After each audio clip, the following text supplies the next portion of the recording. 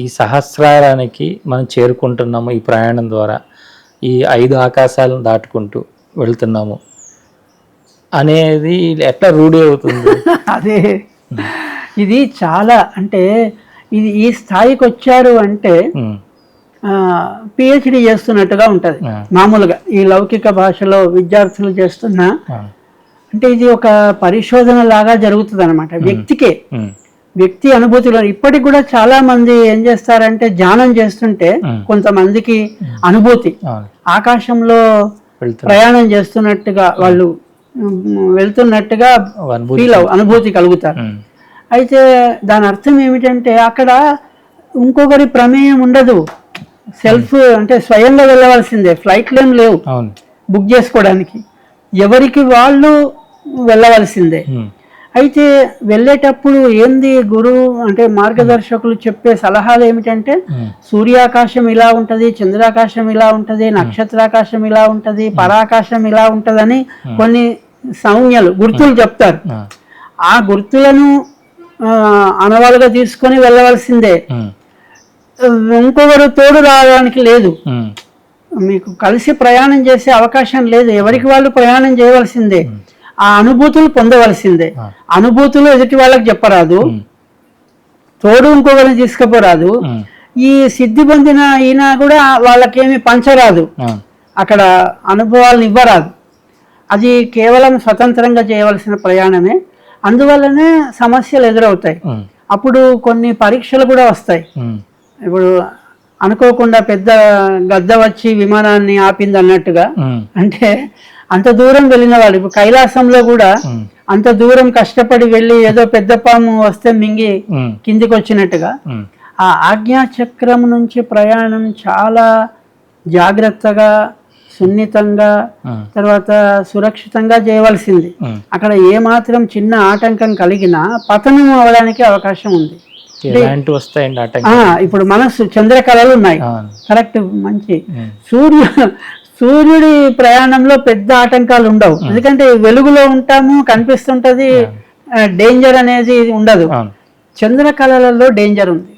మనస్సు కదా, రోజుకు ఒక కళ పెరుగుతుంటది. ఇప్పుడు స్ఫురణ ఉంది, స్ఫురణ నుంచి ఇంకోటి ఆలోచన ఉంది, ఆలోచన తర్వాత అవగాహన ఉంది, అవగాహనలో లోపం జరిగింది అనుకోండి, అక్కడ ఏదో విశ్వామిత్రుడి కదా మేనకు అనిపించినట్టు ఉదాహరణకి, అక్కడ ఏదో నీకు అద్భుతంగా అనిపించింది అనుకోండి, నువ్వు ఇందాక చెప్పిన హారతి చేతిలో వెలిగించవచ్చని ఈ శక్తి నాకు వచ్చింది. వచ్చిన తర్వాత ఈ వ్యామోహంలోకి వచ్చాడు అనుకోండి, అందరూ వస్తారు, సిద్ధించింది సాయిబాబా కదా నిప్పును సృష్టించినట్టు, అయ్యగారు చేతిలో ఆరతి కర్పం వెలిగిస్తుందంటే చాలా గొప్పవాడు, మహాత్ముడు అని భక్తులు అందరూ వచ్చి పాదాక్రాంతులై కానుకలు ఇచ్చి దక్షిణలు ఇచ్చారనుకోండి, ఇక పతనం ప్రారంభమైనట్లు లెక్క.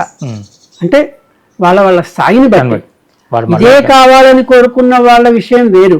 స్వాత్మానందాన్ని, పరాకాశాన్ని, పరమాత్మను దర్శించాలని కోరుకున్న వారికి వీటిని కూడా వదిలిపెట్టి, అందుకే మౌనంగా ఉంటారు మహాత్ములంతా కూడా. ఆ స్థాయిలో ఉన్నవాళ్ళు అవధూత స్థాయి అనుకోండి ఇంచుమించు ఉదాహరణకి, ఆ స్థాయిలో ఉన్నవాళ్ళు మౌనంగా ఉండడానికి కారణం అదే. సత్యము చెప్పరాదు, అసత్యము చేయరాదు. ఇప్పుడు సమస్య అదే వస్తుంది. నిజమే చెప్పాలి, అబద్ధం చెప్పడానికి లేదు. నిజం చెప్తే ఒప్పుకోరు, అబద్ధం చెప్పడానికి లేదు. ఆ పరిస్థితిలో ఉంటుంది ఆ ప్రయాణం. కనుక అందరూ మౌనంగా ఉంటారు. అయితే ఏమనుకుంటారు, మన వాళ్ళు ఏమనుకుంటారంటే ఇక మౌనస్వామిని పెడతారు, కేవలం దర్శనం చేసుకుని చాలు, ఆశీర్వచనం చేసుకుంటే మన పనులు అయిపోతేనే సంతోషపడే వాళ్ళు ఉంటారు. ఇక రకరకాలుగా జరుగుతుంటుంది. కానీ వాస్తవానికి మాత్రం ఈ పరీక్షలు కేవలం 2 దృశ్య శ్రవణాలే. మనకు ప్రపంచంలో ఇబ్బంది, సుఖాన్ని పెంచేవి ఇవే, దుఃఖాన్ని కలిగించేవి ఇవే. ఇప్పుడు మనం ఇవి ఉన్నాయి కదా స్మార్ట్ ఫోన్లను, అంతగా పసిపిల్లల నుంచి పండు ముసలి దాకా ఎలా ఆకర్షితులై అంకితమవుతున్నారు. దృశ్య శ్రవణం కలిపి ఉంది గనక, ఒకవైపు కనిపిస్తుంది, వినిపిస్తుంది, ఈ రెండిటికి అంకితమే. ఇప్పుడు రేడియోలు ఉన్నప్పుడు అంత ప్రమాదం లేకుండే, టీవీలు దూరదర్శనం వచ్చిన తర్వాత నీకు దృశ్య శ్రవణ సాధనం. ఈ దృశ్య శ్రవణమే మనల్ని ప్రమాదం కలిగింపజేసేది. మరి మనం ఏం చేస్తున్నామంటే ఇదే దృశ్య శ్రవణ సాధనము ద్వారా స్వాత్మానందాన్ని కలిగింపజేసే మార్గాన్ని అందించాలన్న ప్రయత్నం చేస్తున్నాం. ఇప్పుడు మీరైనా మేమైనా చేసేది అదే పని. అయితే ఇది మనము ఎంతవరకు ఫలిస్తుంది అంటే, అందరూ ఇప్పుడు ఈ స్మార్ట్ ఫోన్ వల్ల వాడడం వల్ల చెడిపోతున్నారా అంటే అందరేం చెడిపోవట్లేదు. దాన్ని ఎంతవరకు వాడుకోవాలో అంతవరకు వాడుకుంటే అందరూ దాని వల్లనే ఇప్పుడు ప్రపంచం అంతా నడుస్తుంది. డబ్బులు దాని నుంచే తీసుకోవాల్సి వస్తుంది, పనులన్నీ దాని నుంచే పురమాయించాల్సి వస్తుంది. చివరికి లొకేషన్ చూసుకోవాలన్నా కూడా అదే ఆధారమైంది. ఇలా ఎన్నో పనులు చేస్తుంది, వంటలు నేర్పిస్తుంది, వేగం కూడా అయింది. ఇలాంటి ప్రపంచంలో అందరూ ఏమీ దీనివల్ల చెడిపోవట్లేదు. ఎవరైతే అతిగా వాడుతున్నారో, అనర్థాలకు దారి తీసే వాటిని ఉపయోగించుకుంటున్నారో వాళ్ళు మాత్రమే దీనివల్ల నష్టపోతున్నారు. అయితే కొందరు అడిగారు ఆన్లైన్లో ఈ సాధన నేర్పించమని, ధారణా మార్గాన్ని. అంటే ఏమిటంటే ఇది కేవలం పరిచయం చేసే కార్యక్రమమే, వాస్తవానికి సాధన కాదు. ఎందుకు కాదు అంటే సాధన ఎప్పుడు కూడా వ్యక్తిగతమైంది, ప్రత్యక్షంగా తెలుసుకోవాల్సింది.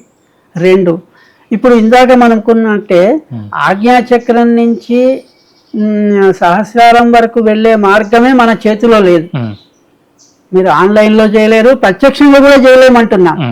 ప్రత్యక్షంగా చేసే శక్తి అక్కడ ఆజ్ఞాచక్రం నుంచి పని చేయదు. అలాంటప్పుడు ఈ మిగతా సాధనలు ఆన్లైన్ ద్వారా ఎలా సాధ్యం అంటున్నా. కనుక ఎవరికైతే ఆసక్తి ఉంటుందో, ఎవరికైతే శ్రద్ధ ఉంటుందో, ఇప్పుడు ఒక డాక్టర్ కోసం, ఒక చికిత్స కోసం అమెరికా కూడా వెళ్ళి చేయించుకుంటున్నారు, ఇది శరీరం ఆరోగ్యం కోసం. మరి ఇది స్వాత్మానంద సాధన కోసం అవసరం అనుకున్నప్పుడు అమెరికా నుంచి కూడా వచ్చి ఇక్కడ నేర్చుకోవచ్చు, లేదా అమెరికాలో నేర్పే వాళ్ళు ఉంటే ఇక్కడ నుంచి అమెరికా వెళ్ళి నేర్చుకోవచ్చు కదా. అంతేకాని ఎంత దూరం ప్రయాణం చేయాలి అంతే.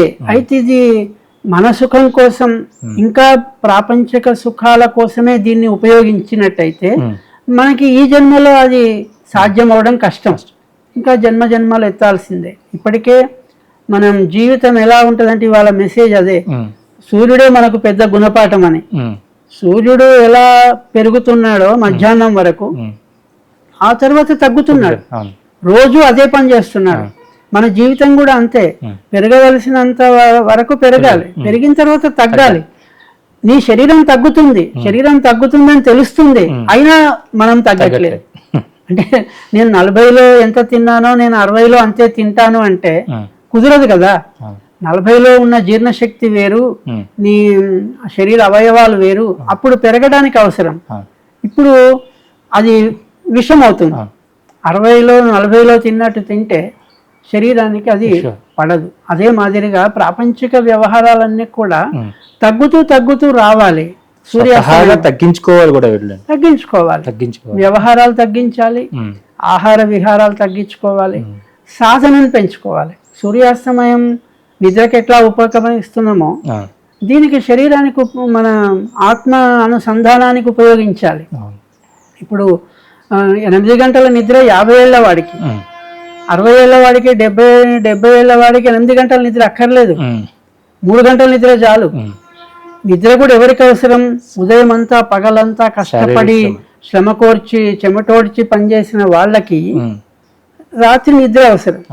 ఊరికేనే కూర్చున్న వాళ్ళకి, భోజనం చేసి హాయిగా కూర్చొని విశ్రాంతిగా పేపర్ చూస్తూ టీవీ చూస్తున్న వాళ్ళకి 8 గంటల నిద్ర 9 గంటల నిద్ర ఏమవసరం? అంటే నిద్రాహారాలు మనకు బాల్యం నుంచి బాగా అలవాటైనవి. ఆ అలవాటైనవి వదిలిపెట్టలేక మనం దానికి బానిసలు అవుతున్నాం. అది టైం అయిందంటే నిద్రపోవడం, ఎప్పుడో మేల్కొనడం.